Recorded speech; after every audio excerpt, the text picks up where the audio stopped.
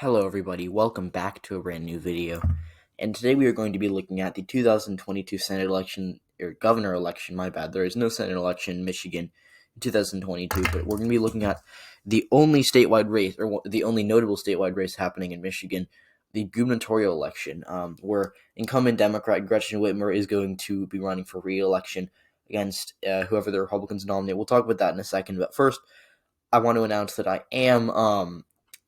I'm probably going to be starting to pivot away from election forecasting in the future. Now, this doesn't mean I'm not going to make these videos. I'm still going to make these videos. I'm just going to be probably making more history and informational videos in addition to this. So I guess it's more videos, not really less election forecasting. Just thought I'd announce that to expand my reach for the next 2 years because the elections aren't going to be heating up until really, fall of 2022. So we've still got a year and a half until really that happens. So I just thought I would take a brief moment to talk about that. But yeah, we'll get started with this video. So James Craig, who is the Detroit police chief, that's right, Detroit, which is, as we know, a really blue part of Michigan, the bluest part of Michigan, was a Republican. James Craig is going to run against Gretchen Whitmer. This article, I think, is from a day ago, so it's a little old, but he's basically already announced. I'm not going to pull up the tab right now, but if you go on Wikipedia, I think he's at least filed paperwork or he's under declared. So we're just going to do a little reading right here. So James Craig, a Republican veteran of police departments across the country, is preparing to challenge Democratic Governor Gretchen Whitmer in Michigan, potentially giving the GOP a formidable candidate in one of the midterm elections' highest profile gubernatorial contests. Yeah, he is probably their best candidate for the record. We'll talk about that in a second. He has spent days meeting with GOP leaders, and he has spoken with Governor Doug Ducey, who is the chair of their Home Governors Association. So word of Craig's interest comes as the country grapples issues of race and policing following a year that saw high-profile killings of black people at the hands of law enforcement. The May 2020 killing of George Floyd in Minneapolis resulted in a national wave of protests and a renewed focus on police conduct. Craig, who is black, recently praised the outcome of the Derek Chauvin trial in the case, saying, "The justice system works." This is notable because, polls showed that conservatives were pretty split on the Chauvin verdict. Around, I think maybe a little more than half of conservatives said that it was that the Chauvin should have been acquitted, and then 49% said that the Minnesota Supreme Court, or I think the jury, it was the jury that handled the trial, made the right decision. Now, Democrats, like 99% of Democrats, according to that poll, supported the Chauvin trial verdict.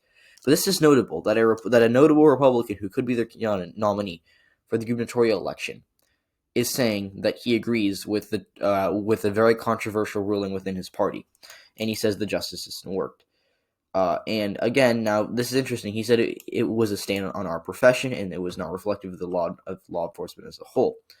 Now, Craig, a Detroit native who has been a police chief since 2013, has said police officers should be held accountable for violating their oath and breaking the law, but has also been an outspoken defender of law enforcement. He sharply criticized Detroit area Democratic Representative Rashida Tlaib after she tweeted in April that policing in our country is inherently and intentionally racist, and there should be no more policing. So this was a pretty controversial tweet from Rashida Tlaib.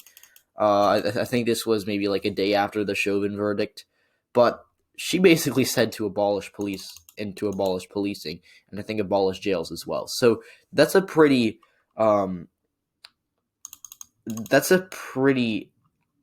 controversial statement. She took a lot of heat for saying that. And James Craig, and by the way, I think that's bad politics.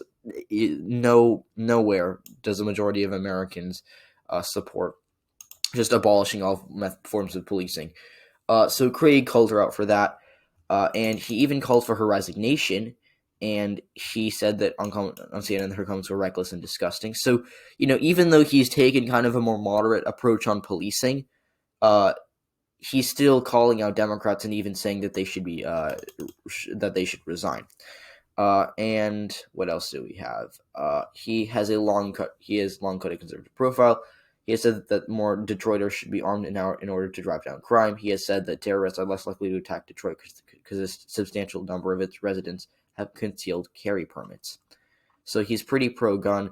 Whitmer has also emerged, by the way, as a top Republican target in 2022, and I know I just read that off there, but her seat, she won it by I think 11 in 2018.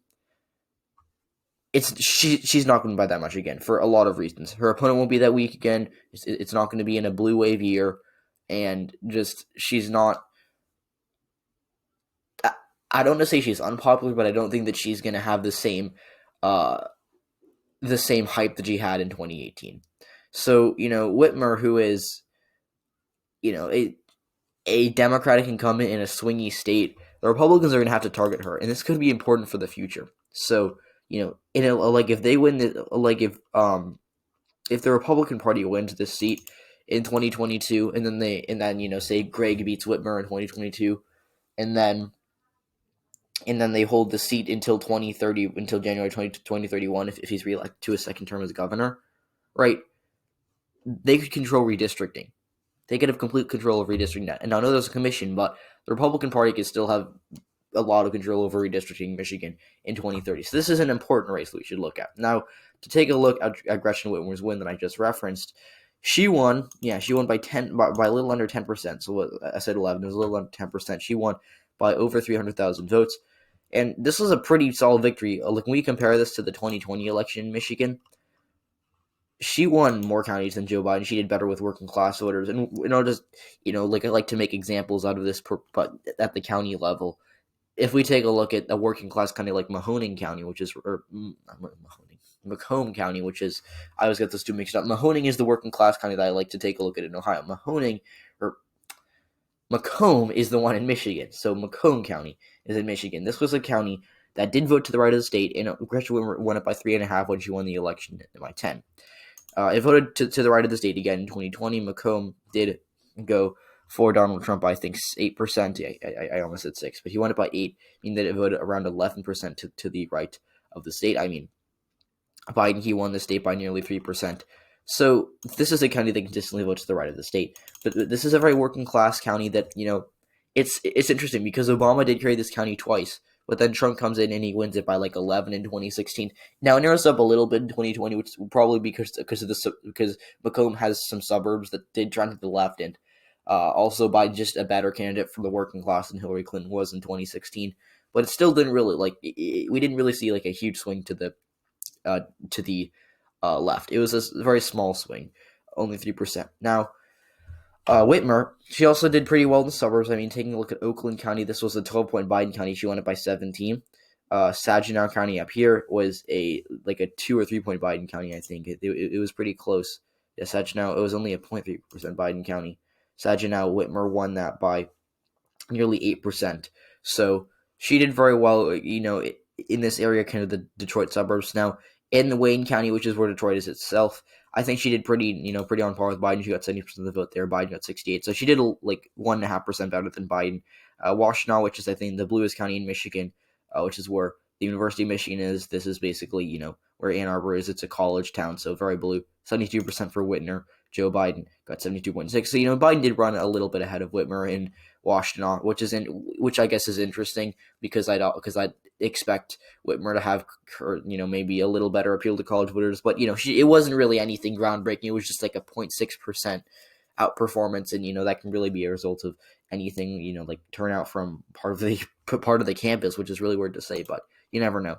Now going over to kind of the more western part of the state. Now I'll just take a look at Berrien County, which is kind of the equivalent of Door County in Michigan. And I know I talk a lot about Door County because it's kind of a bellwether in that you have it's not very diverse. It's mostly older, moderate white voters who are kind of suburban, who usually vote in line with the suburbs of the country, and it's a bellwether. So Door County was a Trump-Biden county. So Trump won in 2016. He carried Wisconsin. Then in 2020, he lost Wisconsin in the election. Berrien's kind of like that, but for Michigan. Now, Berrien is more Republican than the state as a whole, and it's more Republican than Door County is. It's like 7 points to the right of Door County on average, I think. But it's still worth it's still worth talking about because these are kind of older, more moderate to center right voters who, if Trump does, or if the Republicans do worse in Berrien County, because Trump. Or actually, to take a better example is Trump. Trump got 43,000 votes from Berrien County, and he won it by 7. If Biden narrows that up, he can expand his margin in Michigan by a lot, and he can afford to lose voters in even Wayne County, which is the base of Democratic support in the state. So Berrien County was a 7-point Trump county, and I think Whitmer lost it by 8. No, my bad. She lost it by 7 as well. So, just thought I'd take a look at that. Also, my grandparents live there, so I guess I kind of have a bias towards talking about the county. Van Buren County is another one. It's kind of like, I wouldn't say suburb, but it's more like exurban Kalamazoo, this is Kalamazoo County. But Kalamazoo is a city that's been trending to the left for a while. Some parts of it are trending to the right, to be fair, but it's kind of been becoming a more important part of the Democratic coalition in Michigan, and they really rely on winning it. So Whitmer won it by 20. I think Biden won it by a little less. Yeah, he won it by 19.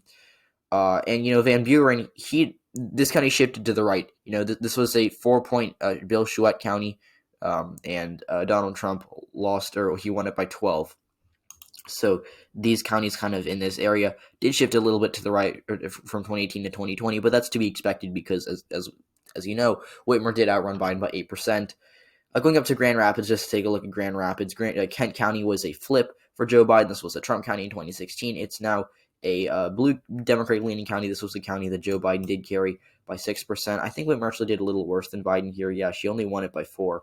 So, again, Grand Rapids, Kent County is an area that's trending to the left. Muskegon County, right here, was another county that Gretchen Whitmer won. She won it by 10. For whatever reason, the UST party, I don't even know what that is, to be completely honest. They got 7% of the vote there. I don't even know why that. They had such a weird outperformance. Okay, that's actually very interesting. They had okay, well, this was a 10-point Whitmer County. It did actually narrow up in 2020, I believe. That this was only a 0.6% Biden county. To be fair, this is you can't really compare Muskegon County to Kent County because it's significantly less urban and significantly more working class. But just thought I'd throw that out there. So then we're also going to go just briefly to the Upper Peninsula. I don't really like this northern part of the state, Michigan. Not actually the Upper Peninsula is not very interesting politically. It's basically the reddest part of the state, but basically no one lives there. These counties are like Trump got 5,000 votes there. For whatever reason, Leelanau County, which is I think where Grand Traverse is, was blue, but whatever. So the Upper Peninsula is a region that Democrats have actually not been doing terribly in. They still lose it, but their rural support there isn't as bad as it is in other states. And they actually won Marquette County consistently. They won Marquette, but this was an 11-point Biden county. Whitmer probably carried it by more. Yeah, she won it by actually 18. She also won Gojabit County. I don't know how to pronounce that. I knew that she won a county close to Wisconsin, but I didn't know how to pronounce it. So she actually won it by around 4.7%. Biden lost the county by a little bit. He actually won it. He actually lost it by 12. But when I say a little bit, that's mostly because it's so elastic, because so few people live there that alter the turnout by just a tiny bit, and it goes crazy. So as you can see, the Republican got 3,000 votes here in 2018, and then 2020, I think Trump got he got 1,600 more votes than that. That's nearly that's 50% more votes, even though it's only a couple thousand. So just to kind of talk with the elasticity of these counties. So Michigan, again, Whitmer outperformed Biden in most ways. So we found a few counties that Biden did do better than Whitmer in, and you could probably find a few more if I took a look at this map too, in I guess more detailed way.